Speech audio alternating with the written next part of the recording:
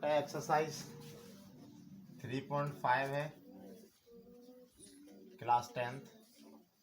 बेटा आपको पहला क्वेश्चन पढ़ने से पहले आपको जो 2-3 स्थिति याद रखना अति आवश्यक है कि यदि a1 बटे a2 does not equal to b1 बटे b2 होगा तो इसके बेटा कितने हल होंगे?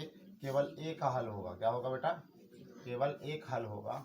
और दूसरी स्थिति है बेटा अपनी a1 बटे a2 b1 बटे b2 और बराबर c1 बटे c2 है, तो इसके कैसे बेटा कितने होंगे? अनंत हल होंगे। क्या होंगे बेटा? अनंत हल होंगे। ठीक है। और तीसरी स्थिति थी बेटा अपनी क्या कि a1 बटे a2 b1 बटे b2 बराबर नहीं है c1 बटे c2 के, तो इसका क्या होगा बेटा? कोई हल नहीं होगा। ठीक है बेटा, कोई हल नहीं होगा। ये आपको 3 स्थिति आपको याद रखनी है। 3.5 में पहले ही क्वेश्चन में इस स्थिति का प्रयोग होना। ठीक है। अब इसके बाद बेटा एक सूत्र आपको और याद रखना पड़ेगा बेटा, वज्र गुणनखंड विधि का। ठीक है। इसमें बेटा इसके बराबर होता है x upon b1 c2 b2 c1 y बराबर होता है c1 a2 a1 c2 और माइनस के 1 अपॉन होता है a1 b2 a2 b1। एक वज्र गुणनखंड वाली विधि का सूत्र होता है बेटा। ठीक है। इसका भी उपयोग होता है बेटा। जो पहला वाला क्वेश्चन आपको दिया है, इस क्वेश्चन में जिसके भी बेटा एक हल होगा उसमें आपको इस वज्र गुणनखंड विधि का प्रयोग करके आपको किसका मान निकालना होगा? x और y का मान निकालना होगा। ठीक है। पहला क्वेश्चन इसमें दिया है कि निम्नलिखित समीकरणों की युग्मों में से किसका एक अद्वितीय हल है, किसका कोई हल नहीं है, या किसके अपरिमित रूप से अनेक हल है।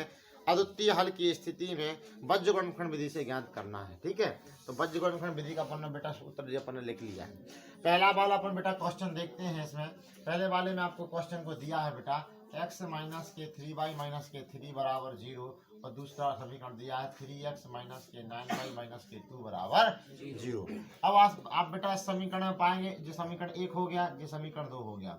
अब इस समीकरण में पाएंगे तो a1 की वैल्यू 1 दिया है, b1 की वैल्यू कितना दिया बेटा आपको? माइनस के 3 दिया है। ठीक है। और c1 की वैल्यू भी आपको माइनस के 3 दिया है। अब a2 की वैल्यू बेटा 3 दिया है, b2 की वैल्यू बेटा माइनस के 9 दिया है और c2 की वैल्यू माइनस के 2 दिया है। ठीक है। अब इनकी क्या कर लेते हैं बेटा? तुलना कर लेते हैं। ठीक है।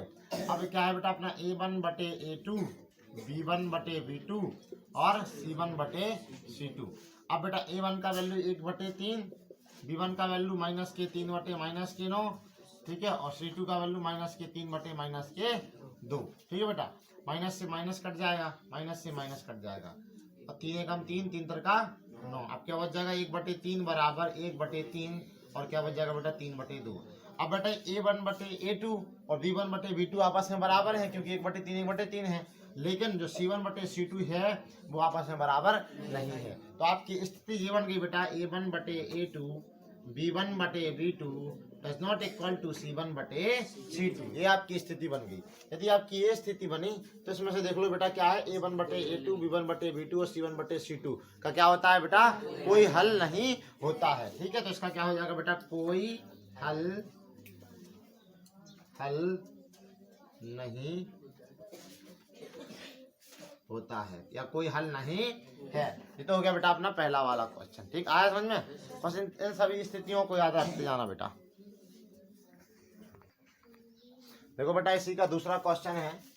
ठीक है। इसी का दूसरा क्वेश्चन में क्या दिया आपको कि 2x प्लस के y बराबर 5 और 3x प्लस के 2y बराबर 8। ठीक है। अब इनकी तुलना कर लो, a1 a2 के मान निकाल लो। अब a1 का मान बेटा 2 है, b1 का मान 1 है और c1 का मान कितना दिया बेटा? 5। 2 1 5। ठीक है बेटा। a2 का मान 3, b2 का मान 2 और c2 का मान 8। ठीक है। ये आपको दिया है। अब आप देखेंगे बेटा कि जो a1 बटे a2 और b1 बटे b2 और c1 बटे c2 का बराबर करते थे तो आप पाएंगे कि 2 बटे 3, ठीक है, और 1 बटे 2 और 5 बटे 8 है। इसमें आपने देखा कि बेटा a1 बटे a2 आपस में क्या नहीं है? बराबर नहीं है। अगर a1 बटे a2 बराबर नहीं है तो क्या होता है? इसका एक हल होता है। अगर इसका एक हल है तो आपको वज्र गुणनखंड विधि लगा के इसका हल निकालना है। तो वज्र गुणनखंड विधि का ये सूत्र लिखा है। ठीक है। तो इसका बेटा हल है इसमें लिखोगे ब्रैकेट में कि A1 बटे जो A2 है वो B1 बटे B2 के बराबर नहीं है, तो क्या इसका हल है। ठीक है, अब इसका लगाना बीजगणित विधि। तो x बटे B1C2 और B2C1 बराबर y बटे C1A2 और A1C2 बराबर माइनस के 1 बटे A1B2 और A2B1। इसमें आपको मान रखना है बेटा x बराबर B1 का मान कितना दिया आपको 1 और C2 का मान कितना दिया है 8। ठीक है, B2 का वैल्यू आपको 2 दिया है और C1 का वैल्यू आपको कितना दिया 5 दिया है। कुछ नहीं करना, सिर्फ उठा ABC के मान रखने हैं। ठीक है, अब देखो बेटा C1 का वैल्यू आपको 5 दिया है, A2 का वैल्यू आपको 3 दिया है और A1 का वैल्यू 2 और C2 का वैल्यू 8 माइनस के 1 बटे A1 का वैल्यू 2 दिया है, B2 का वैल्यू 2 दिया है, A2 का वैल्यू बेटा कितना दिया 2 और B1 का वैल्यू कितना दिया 1। ठीक है, इसको सिर्फ सॉल्व करना है। x बटे 8 एकम 8, 5 दूना 10, y बटे 5 दिया 15, 8 दूना माइनस के 1 बटे 2 दूना माइनस के 2 एकम 2। तो x बटे बेटा 10 में से 8 जाएगा तो कितना बचेगा 2 बचेगा माइनस का, और y बटे 16 में से 15 जाएगा तो माइनस का 1 बचेगा, माइनस का 1 बटे जो 2 बचा ही है। अब बेटा इस वाले समीकरण इसकी तुलना पहले इससे कर दो, फिर इसकी तुलना इससे कर देना। ठीक है, आया समझ में। तो आप क्या कर दो, जो आपका x बटे माइनस के 2 दिया है उसकी तुलना 1 बटे 2 से करोगे। ठीक है, तो बेटा इस 2 का गुणा इसमें कर दो, तो x बराबर क्या हो जाएगा माइनस का 1 और माइनस के 2 बटे 2, 2 से 2 कट जाएगा। अब क्या बचा माइनस का 1 गुणा माइनस का 1, तो माइनस माइनस क्या हो जाएगा प्लस, तो x का वैल्यू कितना आ जाएगा 1 आ जाएगा। अब निकालना किसका y का वैल्यू, तो x बराबर तो आपने 1 निकाल लिया। ठीक है, अब y की तुलना सीधे कर दो, y बटे माइनस का 1 है बराबर माइनस के 1 बटे 2 है, 1 का गुणा 1 में कर दो, तो y बराबर माइनस के 1 गुणा माइनस के 1 बटे 2, माइनस माइनस क्या हो जाएगा प्लस, तो y का वैल्यू कितना जाएगा बेटा 1 बटे 2। देखो इतना ही आ रहा है,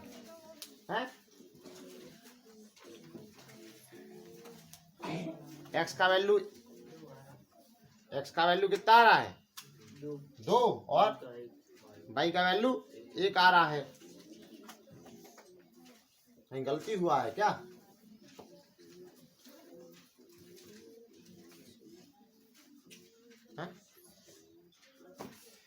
देखो B1 का वैल्यू आपने कितना रखा था, B1 का वैल्यू 1 और C2 का वैल्यू 8, B2 का वैल्यू 2 और C1 का वैल्यू 5, C1 का वैल्यू 5 और A2 का वैल्यू 2 और A1 का वैल्यू कितना रखना था 2 और C2 का वैल्यू 8 है, A1 का वैल्यू 2 और B2 का वैल्यू 2 और B1 का A2 का वैल्यू कितना था A2 का वैल्यू 3 था, कितना 3, यहाँ गलती हो गया, A2 का वैल्यू 3 इधर, तो 3 हो जाएगा, कितना बचेगा 3। ठीक है, तो यहाँ पे 1 बचेगा। ठीक है, अब इसकी अपन इधर तुलना करेंगे, थोड़ा सा मिस्टेक हो गया यहाँ से, मान बेटा ध्यान से रखना, अगर मान रखने में गलती कर दोगे तो आपका आंसर गलत हो जाएगा बेटा, जैसा कि आपने देख ही लिया। अब x बटे माइनस के 2 है वो माइनस के 1 बटे 1 के बराबर होगा, तो माइनस के 2 का कर दो 1 में गुणा, तो माइनस के 2 गुणे माइनस का 1, तो माइनस माइनस प्लस, तो x का वैल्यू कितना आ गया 2। अब निकालो y का, तो y बराबर क्या है बेटा y बटे माइनस का 1 है बराबर माइनस के 1 बटे 1 से गुणा करना है, इसका इसमें कर दो, तो y बराबर minus minus minus plus, minus का गुणा माइनस में करेंगे तो माइनस माइनस प्लस हो जाएगा, तो y बराबर कितना आ जाएगा 1, तो x का वैल्यू 2 आ गया और y का वैल्यू कितना आ गया 1 आ गया। ध्यान से करना बेटा। देखो बेटा इसी का तीसरा देखो, और तीसरे वाले का पहला समीकरण दिया है 3x माइनस के 5y बराबर 20। A1 का वैल्यू आपको 3 दिया है, B1 का वैल्यू माइनस के 5 दिया है, C1 का वैल्यू 20 दिया है। 6x माइनस के 10y बराबर 40, ये दूसरा समीकरण दिया है। A2 का वैल्यू 6, B2 का वैल्यू माइनस का 10 और C2 का वैल्यू बेटा 40। अब अपन A1 बटे A2 में मान रखते हैं, B1/B2 और C1/C2। A1 का वैल्यू 3, A2 का वैल्यू 6, B2 का वैल्यू -5 -10 और 40/40 है ना, 20/40। ठीक, 20/40 माइनस से माइनस कट जाएगा। ठीक, अब क्या बचेगा अपना 3/6 बराबर 5/10 और 20/40। 3 दूना 6, 5 दूना 10, 20 दूना 40। ठीक है बेटा, क्या हो गया 1/2 बराबर 1/2 बराबर 1/2। इसमें स्थिति आपकी बनी A1/A2, B1/B2 और C1/C2 वाली। अब आप यहाँ देखेंगे तो इसमें क्या होता है, अनंत हल होते हैं। इसका होगा बेटा अपरिमित रूप से, लिख देना इधर पे, अपरिमित रूप से क्या होंगे बेटा, अनंत हल होंगे, अनंत हल होंगे। ठीक है, और ये आपका सवाल हो जाएगा खत्म। ठीक है, ठीक, अनंत हल होंगे तो नहीं निकालना है आपको। ठीक है, एक हल होगा तो आपको निकालना, अनंत हल कैसे निकाल सकते हो। ठीक है, आगे समझ में। आगे वाला बेटा इसका लास्ट क्वेश्चन है, चौथा वाला। ठीक है, चौथा वाला क्वेश्चन देखो बेटा, लास्ट है इसका। पहले का चौथा है बेटा आपका x माइनस के 3y माइनस के 7 बराबर 0। A1 का वैल्यू इसमें 1 दिया है, B1 का वैल्यू -3 और C1 का वैल्यू -7। अब देखो दूसरा समीकरण आपको दिया है बेटा, दूसरा समीकरण 3x माइनस के 3y माइनस के 15 बराबर 0। A2 का वैल्यू 3 दिया है, B2 का वैल्यू -3 और C2 का वैल्यू -15 दिया बेटा। ठीक है, अब इसका बेटा मान रखो। ठीक है, A1/A2 बराबर B1/B2 बराबर C1/C2। देखो क्या आता है 1/3 और -3 बटे -15 और -60/-15। माइनस से माइनस कट जाएगा, माइनस से माइनस कट जाएगा। कहाँ B2 कितना है, -3 है। हाँ, तो माइनस से माइनस कट जाएगा। अब क्या बचेगा 1/3 बराबर 3/3 और 7/15। 3 एकम 3, 3 एकम 3, तो क्या हो जाएगा 1/3 बराबर 1/1 और 7/15। जी आपस में बराबर होगा नहीं, 1/3 1/1 के बराबर होगा नहीं, तो आपकी स्थिति बनेगी A1/A2। ठीक है, does not equals to B1/B2 वाली। अगर ये स्थिति है तो इसका परिमित रूप से क्या होता है, एक हल होता है। एक हल होता है तो बज्रगुणनखंड विधि लगा के निकालो, तो क्या हो जाएगा x/B1। B1 का वैल्यू कितना है बेटा, -3। ठीक है, और गुणे C2 की वैल्यू कितनी बेटा, -15। माइनस ध्यान रखना, C1 की वैल्यू कितनी दिया बेटा आपको, C1 की वैल्यू दिया है आपको -7।